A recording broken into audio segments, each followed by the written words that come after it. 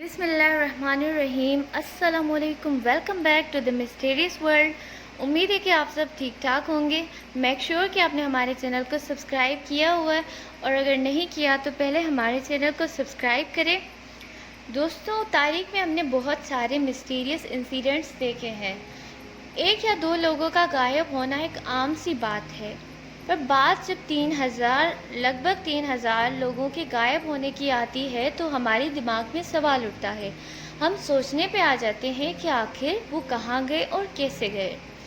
آج کی جو ہماری ویڈیو ہے وہ نانجنگ بیٹالین کے بارے میں ہے۔ نانجنگ بیٹالین مسٹری کے بارے میں جاننے کے لیے ویڈیو کو لاسٹ تک دیکھیں۔ امید ہے کہ آپ سب کو ویڈیو بہت پسند آئے گی۔ Nanjing بیٹالین mystery. سن 1937 میں سیکنڈ سائنو جیپنیز وار شروع ہوا۔ یہ چائنا کے لیے بہت نقصان کار وار تھا۔ جیپنیز آرمی چائنیز آرمی کو ہر طرف سے مات دے رہی تھی، اور جیپنیز آرمی بہت تیزی سے چائنا کی سرحدوں پہ قبضہ کر رہی تھی۔ اس دور میں بھی چائنیز آرمی آج کی طرح ٹیکنالوجیکلی ایڈوانس نہیں تھی۔ دوسری طرف جیپنیز آرمی حالات کے حساب سے پوری طرح تیار تھی، اور ان کے پاس جدید ہتھیار بھی تھے۔ جیپنیز آرمی تیزی سے آگے بڑھ رہی تھی، اور چائنا کی خاصیتوں پہ پوری طرح قبضہ کرنے سے کچھ ہی دیر دور تھی۔ اپنی سرحدوں کی حفاظت کرنے کے لیے کولونیل لی فوسیان کو نانجنگ پران کی پہاڑیوں کی حفاظت کی ذمہ داری دی گئی، جو کہ 3.2 کلومیٹرز کا ایریا تھا۔ نانجنگ پرانت کو چائنا سے جڑنے کے لیے ینگتز ندی پہ واقع پل ہی ایک واحد راستہ تھا جہاں سے جیپنیز آرمی داخل ہو سکتی تھی، اس لیے کولونیل نے پل کی حفاظت کا حکم دیا۔ اس پل کی حفاظت کے لیے ریپبلک آف چائنا کی طرف سے کولونیل کو 2980 سولجرز دیے گئے۔ یہ سولجرز نئے تھے، اس لیے زیادہ ٹرینڈ نہیں تھے۔ چونکہ اس وقت کولونیل کے مشن کو یہی انجام دے سکتے تھے، اس لیے انہیں بلایا گیا۔ 10 ستمبر کو لشکر کو ان کی جگہوں پر کھڑا کر دیا گیا۔ لیکن اگلی صبح کولونیل کا رابطہ اس لشکر سے ٹوٹ چکا ہے۔ یہاں موجود سبھی لوگوں کو لگا کہ شاید جیپنیز آرمی نے ان پر حملہ کر دیا ہو۔ ان کی جانچ پڑتال کرنے کے لیے کولونیل نے وہاں ایک ٹیم کو بھیجا۔ ٹیم وہاں پہنچی تو وہاں کا منظر دیکھ کر سب سن ہو گئے۔ ان کو اپنی آنکھوں پر یقین نہ ہو رہا تھا، کیونکہ 2980 سولجرز میں سے ایک بھی سولجر وہاں موجود نہیں تھا، اور ان کے لیے جو سامان بھیجا گیا تھا وہ وہاں ویسا کا ویسا پڑا تھا۔ وہاں کچھ ٹینٹس گڑے ہوئے تھے، اور کہیں پر آگ ابھی سلگ ہی رہی تھی۔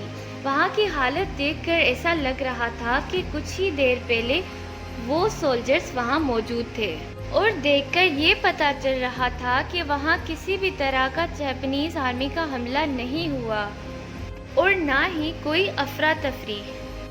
آخر 2980 سولجرز کا وہ لشکر کہاں گیا؟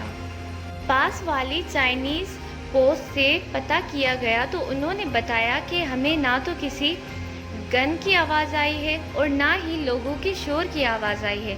وہاں پر ایسا کچھ نہیں ہوا۔ آس پاس والی جھاڑیوں میں بھی دیکھا گیا، وہاں کسی ایک سولجر کی فٹ پرنٹ تک نہیں ملے۔ آخر وہ لوگ کہاں گئے؟ یہ سوال وہاں موجود ہر شخص کے اندر حیرت اور دہشت پیدا کر رہا تھا۔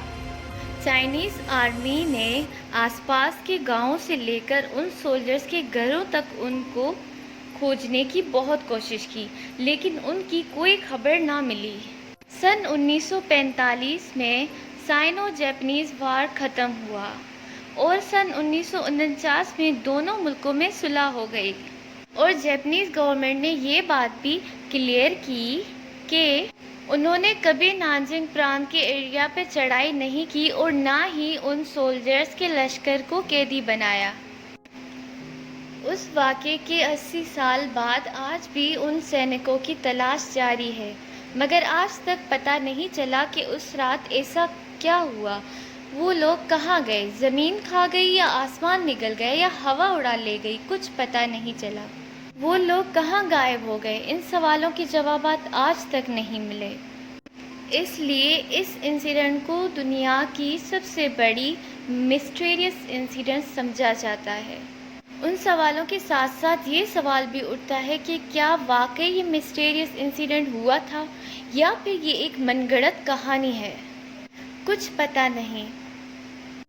اس انسیڈنٹ سے متعلق کچھ تھیوریز دی گئی، جن میں سے ایک تھیوری سے پتہ چلتا تھا کہ شاید ان سینکوں کو، ان سولجرز کو ایلینز لے گئے، مگر آج تک پوری طرح اس واقعے کا پتہ نہیں چلا۔